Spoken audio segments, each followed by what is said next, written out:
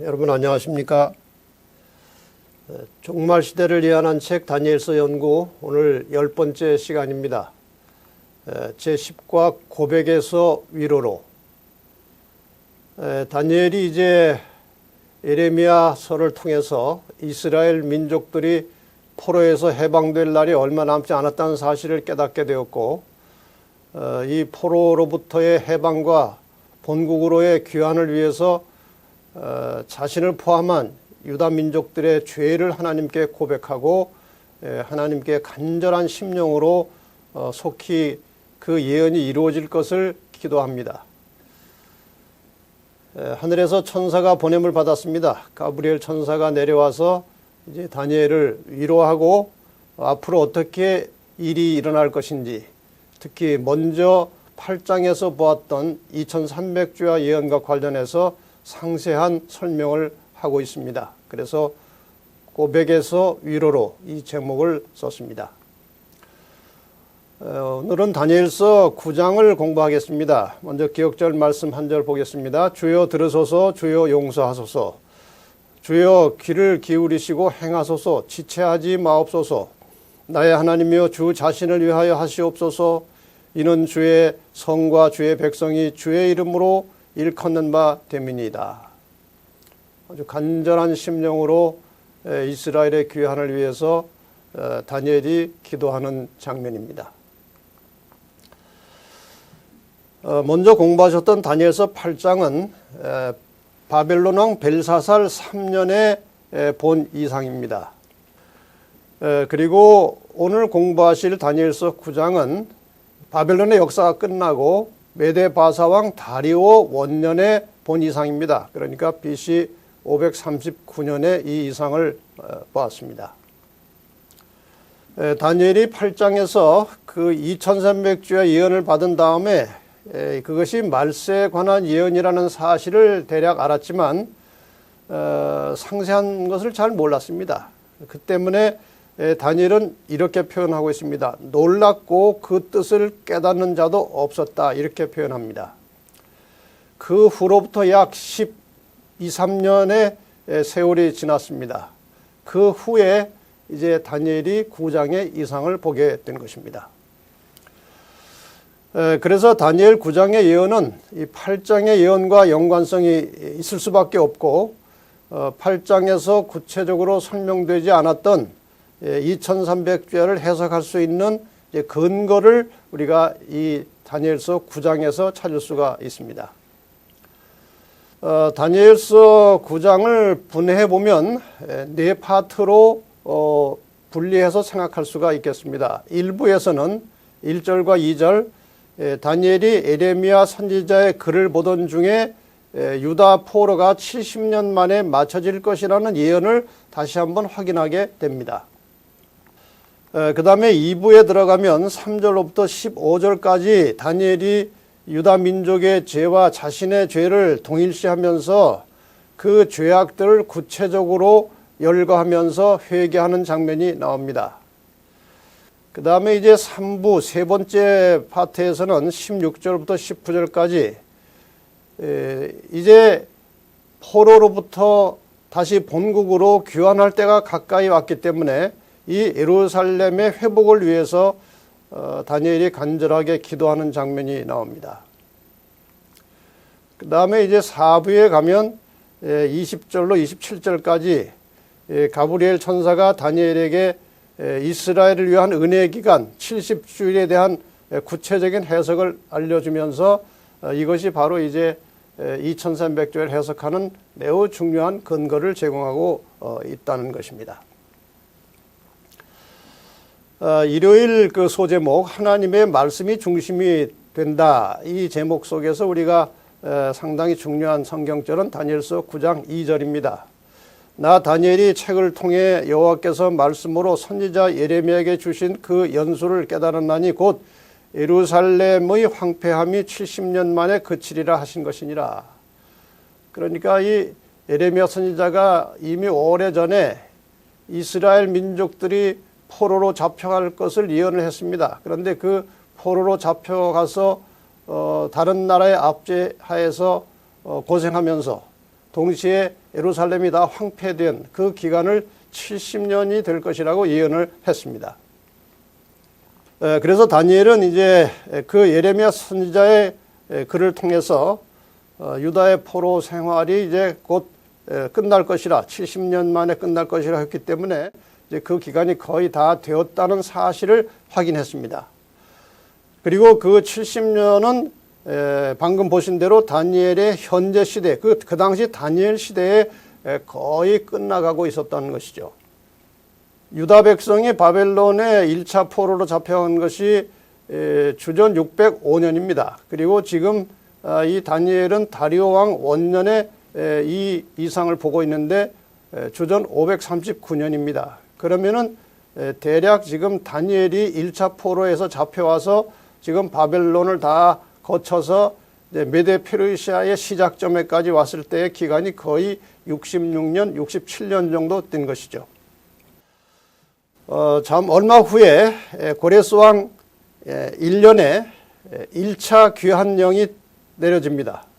그것이 그 이듬해 하고 그 이듬해 사이에 이제 이루어지는데 538에서 537년 BC 그 당시에 이제 1차 귀환령이 내려졌고 그 귀환령에 의해서 실제로 이동한 것은 스룹바벨의 지도로 주전 536년에 이제 실제적으로 이동해서 이제 귀환을 하게 됩니다.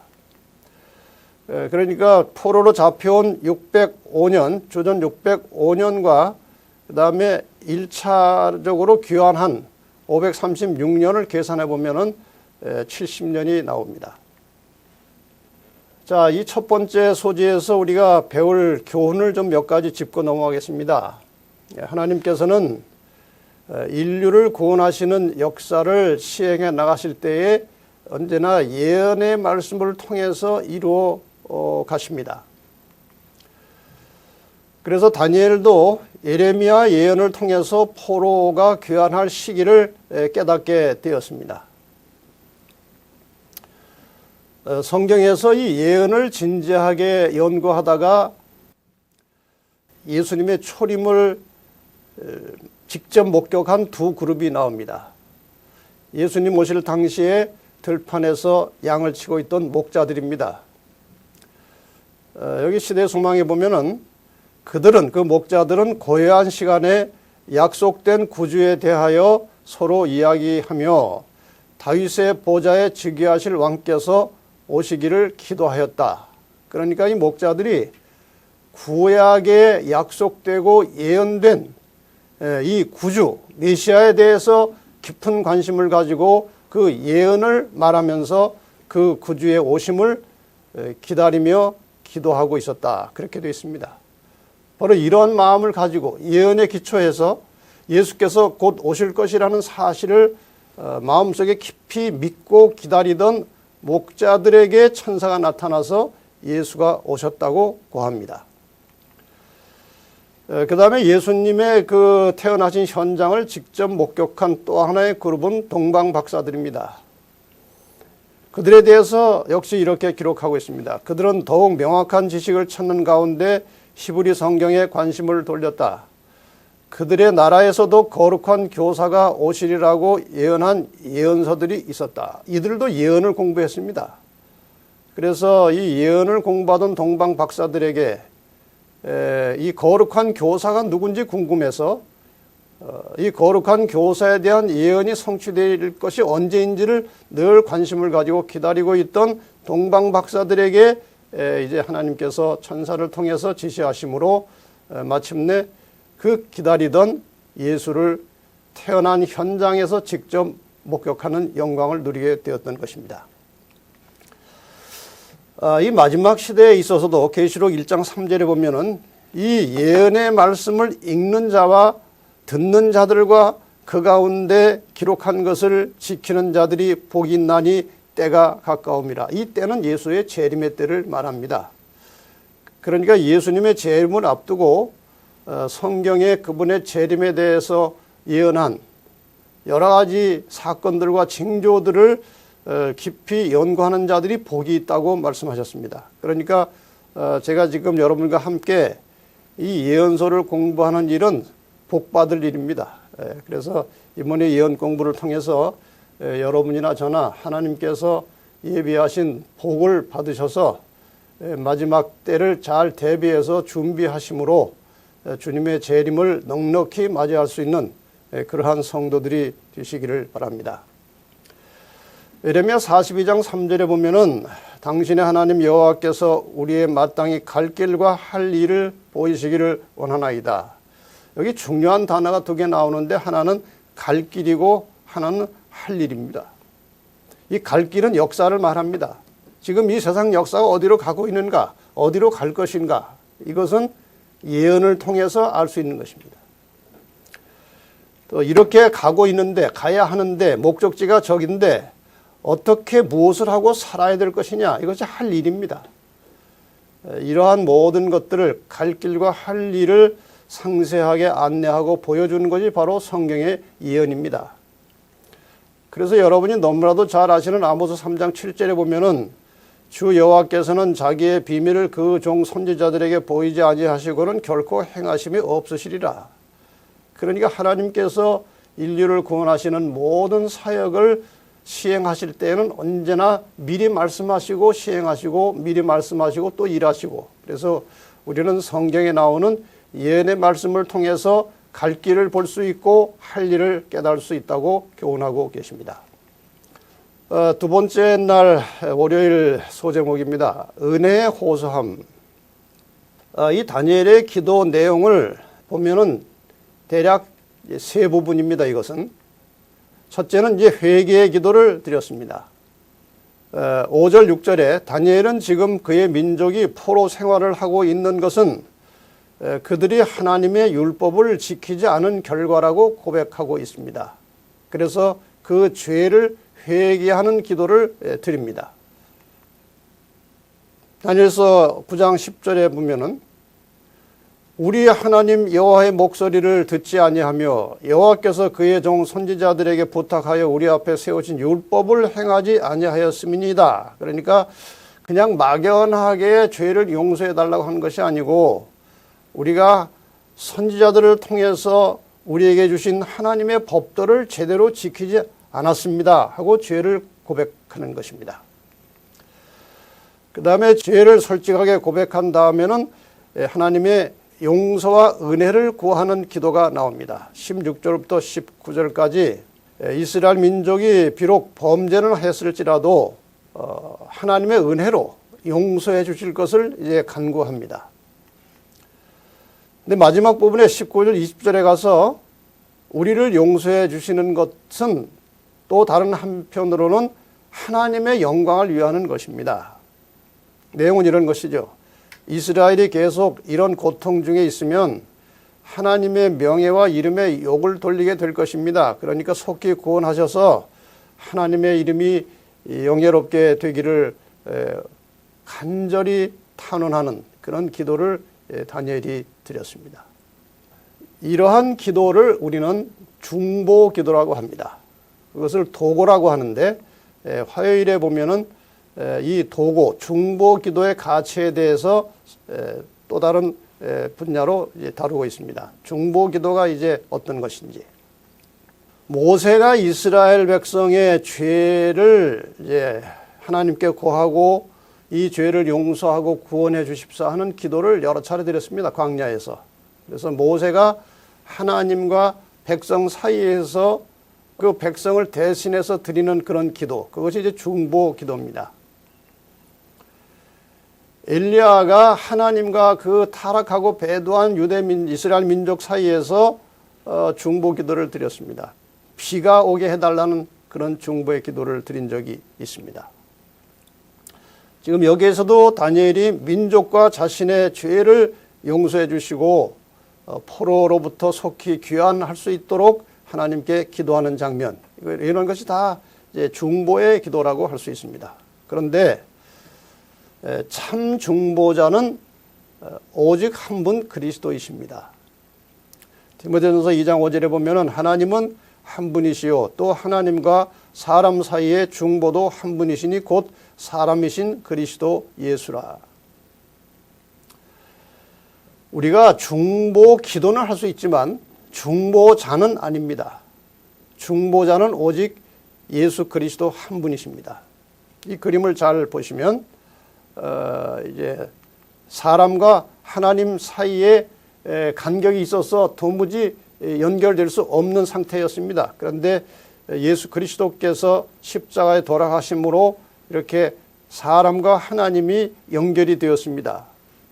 그래서 예수님의 그 인성으로는 사람과 연결되시고 그분의 또 신성으로는 하나님과 연결되어서 오직 예수 그리스도를 통해서만 사람과 하나님이 연결될 수 있는 것이고, 그래서 예수 그리스도를 우리는 중보자라고, 유일하신 중보자라고 말하는 것입니다. 그러나 우리가 중보자는 아니지만 그리스도인도 중보의 역할은 할 수 있습니다. 어떤 내용인지 한번 성경절을 보겠습니다. 고린도후서 11장 2절에 보면 내가 하나님의 열심으로 너희를 위하여 열심내노니 내가 너희를 정결한 처녀로 한 남편인 그리스도께 드리려고 중매함이로다. 중매한다는 표현을 썼습니다. 하나님과 관계없는 이 죄인 인간을 사도 바울이 먼저 그 하나님을 깨닫고 믿음을 가졌기 때문에 이 사람을 하나님께 이렇게 중매시켜주는, 연결시켜주는 역할을 좀 하겠다 그 말입니다. 디모데전서 2장 1절에도 이러한 의미에서 이제 사도 바울은 이제 중보 기도를 강조하고 있습니다. 그러므로 내가 첫째로 권하노니 모든 사람을 위하여 간구와 기도와 도고와 감사를 드리되, 여기 도고라고 하는 것이 바로 중보 기도입니다. 그래서 사도 바울이 이제 성도들에게 또 디모데에게 중보 기도를 드리도록 가르쳐 줍니다. 그러니까 사도 바울을 위해서도 기도하고 또 다른 성도들을 위해서 중보 기도하라는 내용으로 강조하고 있습니다. 여기 요한일서 5장 16절에 보면은 특별히 중보 기도에 대한 구체적인 가르침이 나옵니다. 누구든지 형제가 사망에 이르지 아니한 죄에 범하는 것을 보거든, 여기 사망에 이르지 아니한 죄라고 하는 대목에 대해서 제가 질문을 꽤 많이 받았습니다. 성경에 사망에 이르는 죄는 한 가지입니다. 그것은 성령을 거스린다, 성령을 회방한다, 혹은 양심이 화인 맞았다. 우리가 죄를 짓고 잘못을 하면 양심에 가책이 옵니다.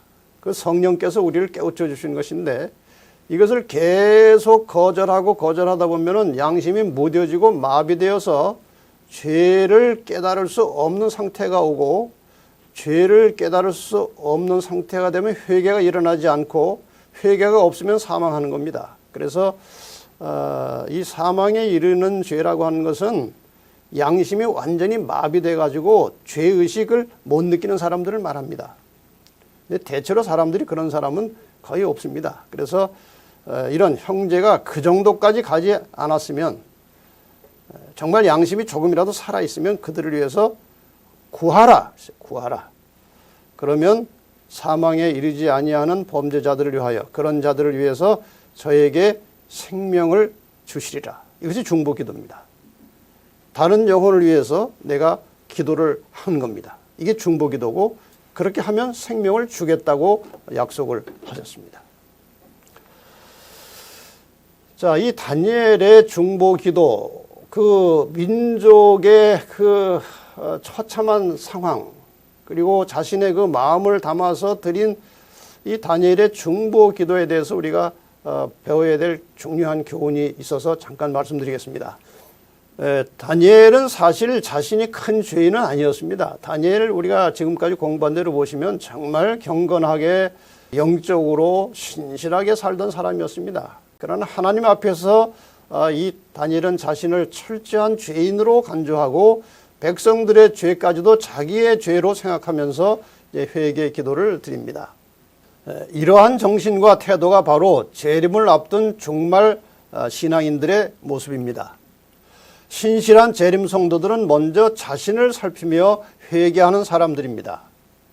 그래서 이 종말의 신앙인들은, 이 종말 시대를 살아가는 경건한 신앙인들은 교회나 다른 사람을 비방하거나 정죄하지 않고 교회와 지도자들과 성도들을 위해서 탄원하며 기도하는 사람들입니다.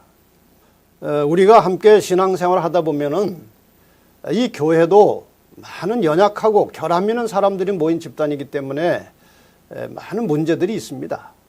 이해할 수 없는 문제들도 많이 나타납니다.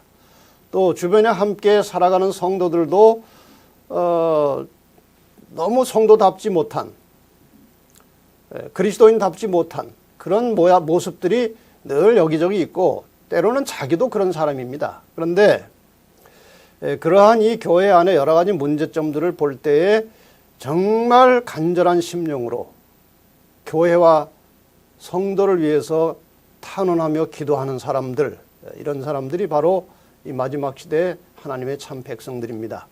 에스겔 9장 4절에 보면은 이와 관련해서 중요한 말씀이 한 구절 나옵니다. 너는 예루살렘 성읍 중에 순행하여 그 가운데서 행하는 모든 가증한 일로 인하여 탄식하며 우는 자의 이마에 표하라. 우리 계시록에 보면은 이마에 인을 맞는다는 말씀이 나옵니다. 어떤 사람에게 표하라고 그랬습니까? 예루살렘 성읍에서 일어나고 있는 여러 가지 악한 일들, 옳지 않은 일들, 그릇된 일들을 보면서 불평하거나 비방하지 말고 탄식하며 우는 사람들, 그런 사람들의 이마에 표하라고 한 말씀은 이 마지막 시대에 어떤 사람들이 하나님의 인을 맞을지를 가르쳐주는 매우 중요한 성경절입니다. 그래서 이 마지막 시대에 하나님의 인 맞는 백성들은 교회와 성도들을 위해서, 지도자들을 위해서 탄원하며 기도하는 사람들입니다. 자, 이제 메시아의 사역에 대해서 공부를 좀 해봅시다. 다니엘이 회개한 구체적인 죄의 목록은 두 가지입니다. 10절에 율법을 행치 아니하였습니다. 이거 유다의 범죄를 말하는 것이고, 그 다음에 12절에 예루살렘에 임한 일에 대해서, 그 예루살렘이 황폐하게 된 것에 대해서도 이제 다니엘이 회개를 했습니다. 이제 다니엘의 이러한 기도를 듣고 가브리엘 천사가 기도의 응답을 가지고 내려왔습니다. 23절에 보면은 너는 크게 은총을 입은 자라. 그런즉 너는 이 일을 생각하고 그 이상을 깨달을지니라. 그러니까 그 이상을 깨달으면 내가 궁금해하고 기도하던 문제가 해결된다. 그 의미예요. 자, 그럼 구체적으로 가브리엘이 가지고 온 응답 내용이 무엇입니까? 여기에서 그 이상을 깨달을지니라고 할 때 그 이상은 다니엘 8장에서 보았던 2300조에 관련된 이상입니다. 거기서 보긴 보았지만 제대로 이해하지 못했던 그 이상을 이제 깨닫도록 해주겠다, 그 말씀이에요. 여기 그 이상을 더 비전이라고 되어 있습니다. 그러니까 정관사를 붙였기 때문에 아무 것이나 그 이상이 아니고 먼저 보았던 그 다니엘서 8장의 2300주의 예언을 그 이상이라고 했습니다. 그러므로 지금 다니엘서 9장에서 설명하고 있는 대부분의 이 예언에 관련된 것은 2300주야와 관련된 것입니다. 정리하면 가브리엘은 2300주야에 대한 이상을 풀어주면서 유다의 범죄를 포함한 인류 전체의 죄악을 해결하는 방법과 함께 예루살렘 중건령이 내려짐으로 이스라엘을 위한 70일의 은혜 기간이 시작되는 것을 예고하고 있습니다. 자, 이스라엘을 위한 은혜의 기간에 대해서 지금 가브리엘이 언급하고 있습니다. 24절에 보면 내 백성과 내 거룩한 성을 위하여 70일에로 기한을 정하였나니 70일은 70주일입니다. 70주일은 날짜로 하면 490일이고 예언적 역사를 해석할 때 적용하는 1일 1년 원칙에 의하면 490년입니다. 그러니까 이스라엘 백성을 위해서 490년이 별도로 주어졌다. 이제 그 말씀이에요. 그 다음에 그 24절에서 계속 보면은 그 490년 동안에 일어난 일들이 이런 것들입니다. 허물이 마치며 죄가 끝나며 죄악이 영속되며 영원한 의가 드러나며 이상과 예언이 응하며 그리고 또 지극히 거룩한 자가 기름 부음을 받으리라. 이것이 70일에 동안에 일어날 일들이라고 가브리엘이 설명하고 있습니다. 여기에 언급된 네 가지 일들에 대해서 간략하게 설명을 드리겠습니다. 첫째, 허물이 마치며 죄가 끝나며, 이 허물이라고 하는 것은 이 하나님께 대한 사람의 어떤 반역적인 행동들 허물이라고 합니다. 그리고 죄라고 하는 것은 하나님이 정하신 표준에 이르지 못한 죄들을 말합니다. 그래서 이 허물과 죄를 예수님께서 책임을 지시고 십자가 희생으로 해결하신다, 그 의미를 가지고 있습니다. 두 번째, 이 죄악이 영속된다는 말은 영원히 속죄된다는 말입니다. 죄악은 예수 그리스도를 통해서 영원히 속죄되고 이것을 믿음으로 하나님과 올바른 관계를 맺게 될 것이다. 세 번째, 이상과 예언이 응하며, 이것은 구약의 성소제도를 통해서 그리스도의 속죄를 예표하는 그 모든 이상들, 그런 예언들이 십자가를 통해서 성취될 것이다, 그런 의미죠. 지금 이 내용들을 보면은 거의 다 성소와 관련된 사건들입니다. 다니엘이 지금 천사로부터 설명을 듣고 있는 이 내용들은 아까 말씀드린 대로 2300주야 예언에 관한 설명입니다. 근데 지금 보신 대로 이 내용들이 주로 성소와 제사 제도의 중심이 되시는 예수 그리스도의 희생에 관한 말씀이 나옵니다. 그래서 이 1300주야 예언이 마치면서 성소가 정결하게 된다는 내용과 다 관련이 있기 때문에 지금 이 성소에 관한 문제로 이 가브리엘이 다니엘에게 설명을 하고 있었던 것입니다. 그 다음에 네 번째, 지극히 거룩한 자가 기름 부음을 받는다. 이것이 무슨 뜻인가? 이것이 약간의 그 오해 소지가 있기 때문에 좀 설명을 하고 넘어가야 됩니다. 지극히 거룩한 자가 기름 부음을 받는다는 것이 무엇인가? 이 성경절에서 지금 24절에서 언급하고 있는 지극히 거룩한 자는 그 원어로 보나 전후 문맥으로 볼 때에 사람이 아니고 장소를 가리키고 있습니다. 우리 현대인 번역 성경에 보면은 거룩한 성전이 다시 봉헌될 것이다, 이렇게 되어 있고, 영어 성경 한 두 번역서를 찾아봐도 to anoint the most holy place, 그러니까 그 가장 거룩한 장소, 지성소죠. 지성소를 이제 기름 붓겠다. 지성소가 기름 부음을 받는다, 이런 뜻이에요. 그 다음에 킹 제임스 버전에도 역시 the most holy가 이제 기름 부음을 받는다, 이렇게 되어 있습니다. 그래서 이 성소가 기름 부음을 받는다는 것은 이 예언이 종말에 관한 예언이기 때문에 지상의 성소가 아니고 하늘 성소와 관련이 있다는 사실을 잘 깨닫고 넘어가야 됩니다. 실제로 광야에서 성막이 완성된 후에 그 성막의 모든 장소와 기물을 포함해서 성소의 기능은 대제사장인 아론과 그의 아들들이 기름 부음을 받음으로 성소 전체의 기능이 출발했습니다. 그러므로 여기에서 기름 부음을 받는 것은 예수께서 승천하신 후에 하늘 성소의 대제사장으로 봉사를 시작하는 것을 의미하고, 예수님께서 그 하늘 성소에서 제사장으로서의 봉사를 시작했다고 하는 매우 중요한 사인으로 일어난 사건이 오순절 성령 사건이었습니다. 자, 이제 예언의 달력이라고 하는 소제목을 가지고 70일에와 2300주야를 직접 해석하는 시간을 좀 갖겠습니다. 23절과 24절에 보면 너는 이 일을 생각하고 그 이상을 깨달을지니라. 내 백성과 내 거룩한 성을 위하여 70일으로 기한을 정하였나니. 이것은 이제 아까 이미 본 성경절이죠.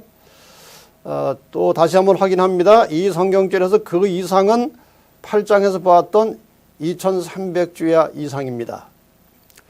그래서 이스라엘을 위해서 정해진 70일에는 2300주야 안에 포함된 것이고, 70일의 기산점은 곧 2300주의 기산점과 일치한다는 것입니다.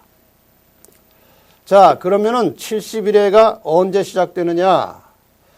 25절에 보면 예루살렘을 중건하는 영이 날 때부터, 여기 부터라고 하는 이제 시작점, 기산점이 나옵니다.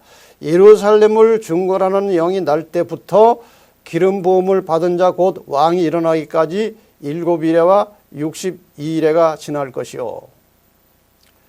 근데 여기에서 우리가 해결을 하고 넘어가야 될 것이 바로 예루살렘을 중건하라는 영이, 예루살렘을 중건하라는 영이 언제부터인가, 언제 내려졌는가, 이제 그 문제를 해결해야 되겠죠.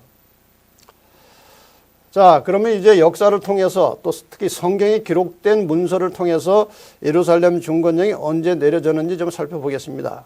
근데 여기서 우리가 상당히 염두에 두고 넘어가야 될 것은 뭔가 하면은 이 중건 명령은 예루살렘 성전 중건이 아니고 예루살렘 성, 예루살렘 전체를 중건하라는 명령에 해당된다는 것입니다. 이 명령이 성경을 살펴보면 4번에 걸쳐서 내렸습니다. 첫 번째 예루살렘에 관련된 중건령을 내린 왕은 고레스입니다. 주전 537년에 내렸는데 이때에 포로가 귀환할 것과 성전을 건축할 것에 대한 조서를 내렸지만 사마리아와 주변 사람들의 방해 때문에 성전이 제대로 잘 건축이 안 되고 실패했습니다. 두 번째 조서를 내린 왕은 다리오 1세입니다. 주전 520년에 이 두 번째 조서를 내렸는데 이 조서에 의해서 마침내 성전 건축이 완공이 되었습니다. 그 다음에 세 번째 조서를 내린 왕이 아닥사스다 1세입니다. 이것이 주전 457년입니다. 이 조서에 의하면 더 많은 포로들이 이제 귀환하도록 하는 그런 조서와 함께 성전은 이미 회복이 되었고 성 전체를 회복하라고 하는 명령과 함께 자치권까지 부여함으로써 드디어 거의 완벽한 이제 명령을 내린 것입니다. 이때 이제 돌아가서 이제 성도 회복되고 자치적으로 무엇인가 권한을 행사할 수 있는 그런 정치적 힘이 생겼던 것이죠. 그 다음에 아닥사스다가 한 번 더 이제 중건령을 내렸는데 그것이 주전 444년입니다. 이것은 예루살렘 성을 이제 회복하기 시작한 지가 한 13년 정도 이제 흘렀죠. 그런데 그 후에 아마 다시 제대로 미비된 것과 조금 더 이렇게 손상된 것을 회복하라고 하는 예루살렘 성을 보수하는 공사를 허락하는 조서를 444년에 내렸습니다. 그러면은 이 네 번의 조서 가운데 예루살렘 성전이 아니고 예루살렘 성 전체를 회복하라고 하는 명령은 457년에 내려진 이것입니다. 자, 그럼 이제 기산점이 나왔기 때문에 이제 풀어가는 것은 이제 별로 큰 어려움이 없게 되었습니다. 자, 2300주야는 이제 이미 아시는 대로 실제 역사에서 2300년입니다. 여기에서 내 백성과 내 거룩한 성을 위하여 71회로 기한을 정하였나니 그랬죠. 이스라엘 백성을 위해서. 그 71회를 정했다는 것은 이 2300이라고 하는 긴 기간 중에 한쪽을 떼냈다는 것입니다. 그러니까 한쪽 부분을 이제 이스라엘 백성들을 위해서 할애해 주었다 그 말이죠. 71회로 기한을 정했습니다. 그런데 이것이 언제 시작됩니까? 예루살렘을 중건하라는 영이 날 때부터 언제 예루살렘 중건령이 내렸죠? 방금 공부하신 대로 주전 457년에 중건령이 내렸습니다. 기름 부음을 받은 자 곧 왕이 일어나기까지. 기름 부음을 받은 자 왕은 바로 메시아를 말하는 것입니다. 이 기름 부음을 받았다고 하는 용어로서 구약의 용어는 메시아하고 신약의 용어는 이제 그리스도입니다. 그러니까 기름 부음을 받은 자 왕이 일어난다는 것은 메시아가 일어난다는 것입니다. 자, 7일에와 62일에가 지난 다음에 이제 메시아가 나타날 것인데 한번 그림으로 봅시다. 7일에가 지나고 62일에가 지난 다음에 기름 부음을 받는 자 왕이 일어난다. 그림에 보시는 그대로입니다. 이렇게 되면은 70일에 중에 이제 한 일회가 남게 되겠죠. 이렇게 다 합쳐서 7, 그 다음에 62일, 이렇게 해서 70일회가 됩니다. 자, 7일회는 49년입니다. 주전 457년에서 49년이 지난 해는 주전 408년이 나옵니다. 408년에 무슨 일이 일어났습니까? 여러 학자들의 연구에 의하면 이 408년쯤 돼서 예루살렘 성 전체가 거의 완전하게 중건이 되고 회복이 되었다, 그렇게 봅니다. 이렇게 해서 성이 완성된 것이 408년이고 거기서부터 다시 62일에, 이건 434년이라는 세월입니다. 62일에는.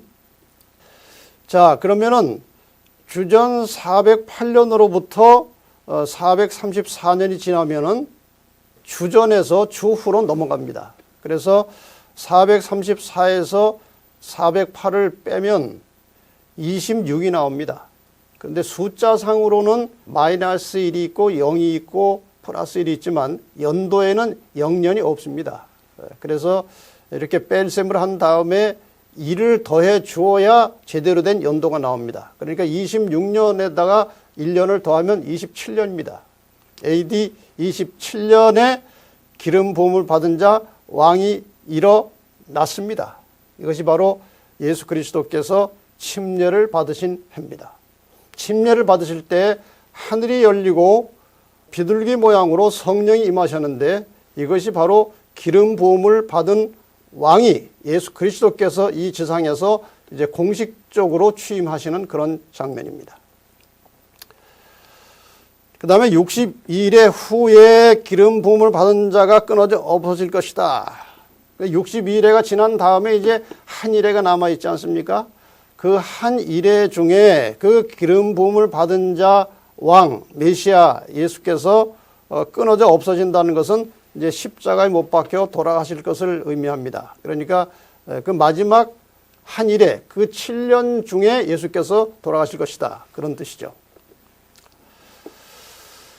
자, 이제 이 내용을 조금 공부를 하고 그 다음 문제를 풀어야 좀 쉬울 것 같습니다. 26절에 보면 방금 보신 대로 62일 후에 기름 부음을 받은 자가 끊어져 없어질 것이며 이 말씀이 나오고 그 다음에 바로 이어서 로마가 이스라엘을 멸망시키는 장면이 나옵니다. 장차 한 왕의 백성이 와서 그 성읍과 성소를 회파하려니와, 이렇게 해서 이제 예루살렘의 성읍이 황폐되는 장면이 나옵니다. 그러니까 지금 먼저 나온 그 메시아에 대한 언급, 이것은 기름 부음을 받은 자에 대한 것인데, 그 다음에 27절에 똑같이 다시 한번 메시아에 대한 언급이 나오고 그 다음에 로마가 이스라엘을 멸망시키는 장면이 또 한 번 나옵니다. 반복해서. 27절에 보면은 그가 장차 많은 사람으로 더불어 한 일해 동안의 언약을 굳게 정하겠고 그 일의 절반의 제사와 예물을 금지할 것이며, 여기 그가가 누군지에 대해서 신학적으로 역사적으로 굉장히 많은 논란이 있었습니다. 상당히 많은 이제 신학자들은 여기에 그는 바로 전절에 나와 있는 한 왕이라고 하는 겁니다. 그런데 문맥을 잘 살펴보면 저기에는 왕이 주체가 아니고 백성이 주체입니다. 군대가 주체입니다. 그리고 이 구조적으로 볼 때 26절에도 메시아가 먼저 나오고 로마 이스라엘 멸망이 나오듯이 27절에서도 메시아가 먼저 나오고 그 다음에 로마가 이스라엘을 멸망시키는 장면이 나옵니다. 그러므로 27절에 그가라고 하는 것은 기름 부음을 받은 자 예수 그리스도를 가리키는 것입니다.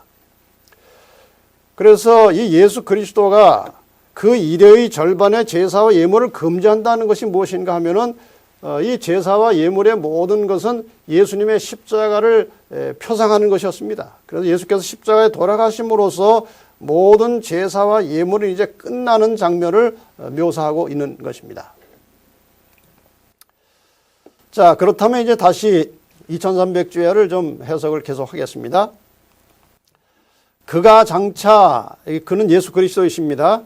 한 일해 동안의 언약을 굳게 정하겠고 그 일해의 절반의 제사와 예물을 금지할 것이며, 이 절반이라고 했기 때문에 양쪽을 나눠야 되겠습니다. 3년 반, 3년 반, 한 일에는 7년이니까요. 3년 반, 3년 반을 이제 나누면서 그 일의 절반에 예수께서 십자가에 돌아가셨다는 말씀이죠. 예수님께서 십자가에 돌아가신 해가 주 31년입니다. 그러니까 침례 받으시고 3년 반이 지난 주후 31년에 돌아가셨습니다. 그 다음에 예수님께서 돌아가신 후에 이 이스라엘을 위한 기간이 아직 3년 반이 남았습니다. 그 3년 반이 지나고 나면은 34년이고 이 34년에 유대인을 위한 은혜 기간이 끝난다는 것이죠. 자, 34년을 보면 사도행전 7장 마지막 부분에 보면 스데반이 순교하는 장면이 나옵니다. 이 스데반이 순교한 것이 바로 34년이에요. 그럼 스데반 순교와 유대인을 위한 기간이 끝난 것이 무슨 상관이 있습니까? 사도행전 8장 1절로 3절에 보면 스데반 순교와 함께 예루살렘 교회와 성도의 아주 격렬한 그리스도인들에 대한 핍박이 일어났습니다. 그래서 사도행전 8장 4절에 보면은 그 사람들이 다 예루살렘과 유다를 떠나서 다른 데로 다 흩어져 버렸습니다. 그 흩어진 사람들이 두루 다니며 복음의 말씀을 전할세. 그러니까 복음이 그동안은 이스라엘 안에 이스라엘을 위한 은혜의 기간 동안에는 이스라엘 안에 머물러 있다가 스데반이 돌에 맞아 순교함으로써 핍박이 일어났고 핍박을 피해서 많은 사람들이 이제 바깥으로 흩어져 나가서 복음을 전하기 시작했습니다. 이방인들에게도 복음이 전파되는 것입니다. 이렇게 해서 유대인을 위한 기간이 끝났다는 것을 예고한 것이죠. 그 다음에 이제 그 작은 뿔의 역할은 이 교회 역사 속에서 538년부터 1798년까지 1260년의 그 역사는 이제 그 이후에 이렇게 표시할 수 있겠죠. 이렇게 해서 2300년에서 시작한 주전 457년을 빼면 1843년이 나옵니다. 그런데 주전에서 주후로 넘어갔기 때문에 이를 더해주면 1844년입니다. 2300주야까지니 그때 성소가 정결하게 함을 입으리라. 그래서 1844년에 2300주야가 끝나면서 성소가 정결하게 된 것이고 이미 공부하신 대로 이 성소의 정결은 곧 심판의 시작을 말하는 것입니다. 그러니까 지금 우리는 심판이 진행되는 기간에 살고 있다고 하는 것이 정확한 겁니다. 자, 이제 2300주에 대한 설명은 이 정도로 하고 조금 더 중요한 몇 가지 사항을 말씀드리고 이제 마치겠습니다. 우리가 서력 기원을 말할 때 예수님께서 탄생하신 해를 이제 1년으로 시작해서 지금까지 이제 서기 몇 년을 사용해 왔다고 말합니다. 그렇다면 예수님께서 30세 되던 해는 서기로 말하면 31년쯤 돼야 되는데 왜 27년이냐 하는 것이죠. 이 서력기원의 달력의 시스템은 예수님 탄생할 때부터 시작한 것이 아니고 예수님 출생한 이후에 한 500년 이상의 세월이 지난 다음에 이 디오니시우스 엑시구스라는 사람이 예수님의 이제 부활절 날짜를 해마다 다시 계산해야 되니까 이 부활절 날짜를 미리 다 계산해 놓으려고 그런 시도를 하면서 예수님 태어나신 해를 1년으로 잡고 이제 시작을 한 것이죠. 근데 예수님 탄생한 1년을 언제로 잡았는가 하면은 로마 건국 기원, 로마의 역사가 시작된 지 754년에 예수님께서 탄생하신 것으로 그렇게 확신하고 그 해를 1년으로 시작했습니다. 그리고 아무 생각 없이 이 서력 기원이 많은 사람들이 사용하는 세계적인 기원이 되어버렸어요. 그런데 1200년경에 영국의 과학자 그리고 또 철학자 그리고 신학자였던 로저 베이컨이라는 사람이 로마 기원으로 750년에 헤롯이 죽었다는 확실한 사실을 밝혀냈습니다. 이 헤롯은 예수님 탄생하고 얼마 후에 이제 죽었다는 겁니다. 그래서 750년에 예수님이 태어나셨다는 것이죠. 그러니까 엑시구스 계산과 4년의 착오가 발생한 겁니다. 그런데 거의 700년 이상 사용했던 그 역사를 다 고칠 수가 없어가지고 예수님 탄생을 BC 4년으로 하게 되었습니다. 그래서 예수님께서 침례받으신 만 30세는 주후 27년이 되는 것입니다. 그 다음에 이 70일에 대한 그 세대주의 해석 방법이 있습니다. 오늘날 대부분의 이 기독교인들이 이 세대주의 해석을 가지고 70일을 해석하기 때문에 이것을 여러분이 좀 상식적으로 알고 있을 필요가 있어서 좀 정리해서 말씀을 드리겠습니다. 종교개혁자들은 예언을 해석할 때에 역사주의 방법으로 예언을 해석했습니다. 이 역사주의로 해석하면은 예언에 나타난 적그리스도는 두말할 것도 없이 교황에 딱 걸려 있습니다. 근데 이것에 대해서 이제 이 로마 교회 학자들은 상당히 이제 불쾌했고 이것을 어떻게 해소하기 위해서 이런 일이 벌어졌습니다. 1585년에 가톨릭의 리베라라고 하는 학자가 성경의 모든 예언을 미래주의로 해석을 했습니다. 이것은 역사 이 중간에 일어나는 일이 아니고 저 역사 끄트머리에 일어나는 일들을 예언적으로 기록해 놓은 것이다. 이렇게 주장해서 그 예언에 의하면 미래주의 예언 해석에 의하면 적그리스도는 역사 마지막 끄트머리 가서 그 7년 사이에 적그리스도가 일어난다고 되어 있기 때문에 교황과는 전혀 무관한 겁니다. 그 다음에 1614년에 알카자라는 학자가 또 이 성경을 과거주의로 해석을 했습니다. 이것은 로마가 멸망하기 이전에 다 이미 지나간 것이다. 이렇게 해석을 해놨어요. 그리고 다 거기다 이제 토를 달아놓은 겁니다. 이 해석에 의하면 적그리스도는 이미 로마 멸망 이전에 나왔다가 없어진 것이기 때문에 교황하고는 무관한 겁니다. 그런데 놀라운 사실은 1827년부터 시작해서 그 이후에 개신교의 이 영국 성공에 소속되어 있는 달비라고 하는 사람이 세대주의로 예언을 해석하는 방법을 또 개발했습니다. 세대주의라는 것은 이 지구 인류의 역사를 7개의 세대로 나누는 겁니다. 무제시대, 양심시대, 인간통치시대, 약속시대, 율법시대, 은혜시대, 그리고 천년왕국시대. 이렇게 7시대로 나누어서 예언을 해석하게 되는데 이 세대주의 예언 해석은 어디서 나온 것인가 하면은 미래주의 예언 해석을 바탕으로 해서 만들어졌습니다. 그렇기 때문에 이 세대주의 예언 해석에서도 적그리스도는 마지막 7년에 적그리스도가 나타난다는 주장입니다. 자, 그럼 이 세대주의 예언 해석에 의하면 어떻게 해서 이 마지막 7년에 적그리스도가 나타나느냐에 대해서 우리가 좀 공부를 잠깐 하겠습니다. 여기 이스라엘을 위한 70일에 7일에 60일에 한일에 이렇게 나와 있습니다. 그런데 이 세대주의 해석은 아까 말씀드린 대로 이 가톨릭이 개발한 미래주의 예언 해석인데 이 세대주의 해석하는 이 다르비라는 사람이 이스라엘을 위해서 정해진 마지막 한 일회를 역사 저 끝에 갔다가 떼놓은 겁니다.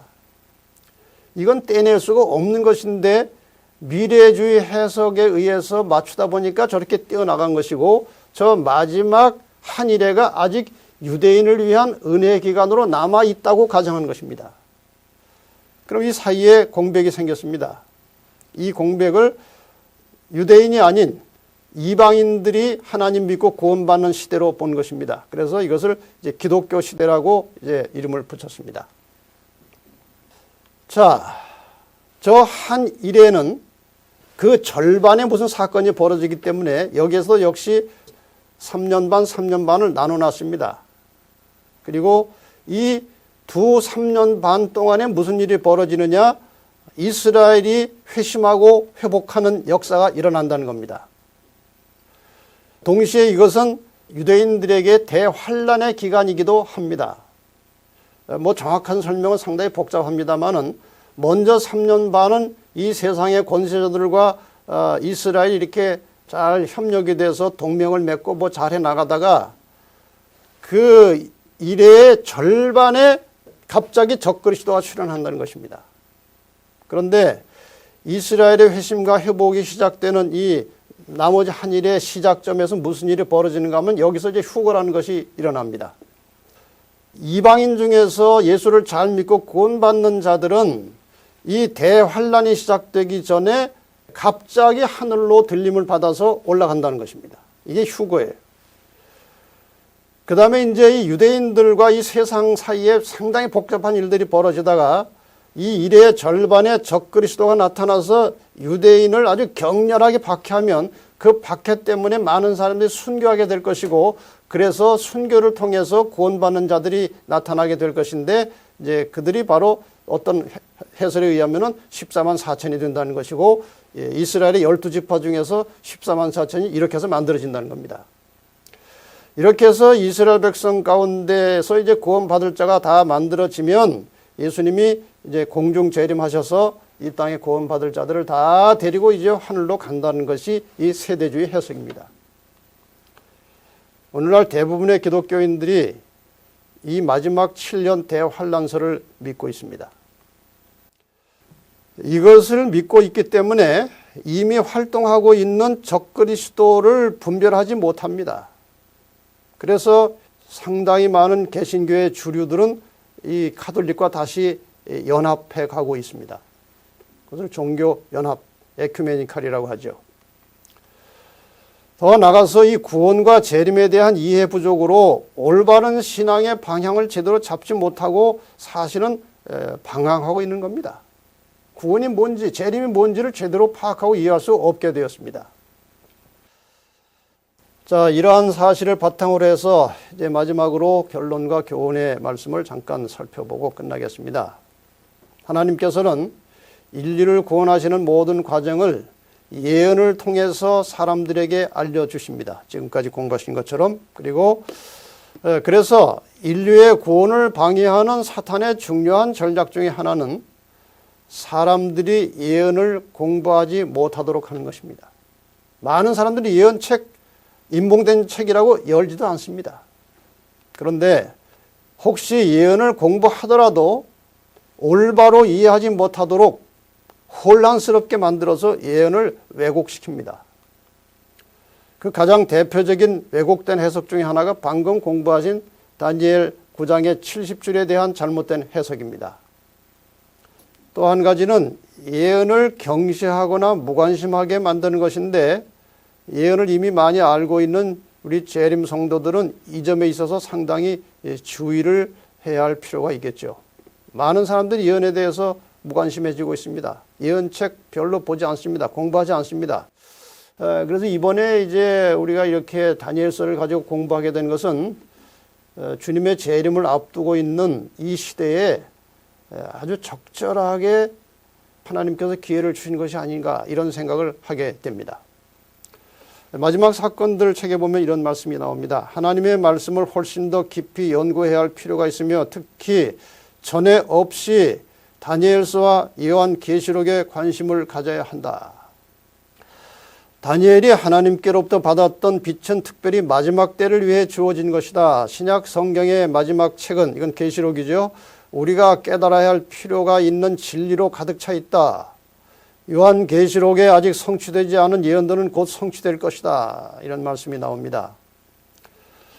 그래서 하나님의 백성들은 이 예언을 부지런히 연구하고 그것을 명확하게 이해하고 있어야 한다.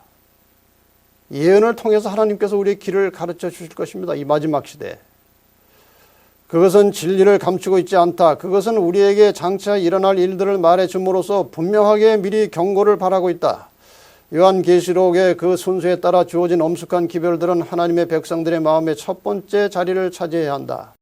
이렇게 중요한 예언의 말씀, 다시 한번 우리가 살피고 살펴서 시대를 분별해서 머지않아 오시는 주님의 재림을 위해서 개인적으로, 개별적으로, 가정적으로 신실하게 준비하는 재림 성도의 삶을 사시게 되기를 간절히 바라면서 오늘 공부를 마치겠습니다. 감사합니다.